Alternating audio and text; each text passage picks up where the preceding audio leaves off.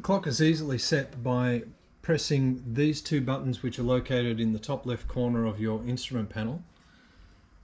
Press and hold both those buttons at the same time, and then you will see the hours begin to display, and then you can press the bottom button and scroll through the hour display. It's currently just after 4. Now if we want to change the minutes, we press the top button and we can change the minutes, and then press the top button and we're set. Another feature of the 10 array, use the select button and move into the odometer display.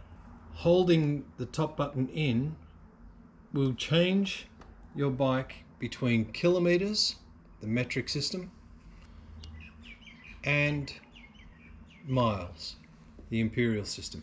So that is done by simply holding this button here. So if you're crossing the border between the USA and Canada, you can switch between kilometers per hour and miles per hour as simply as that.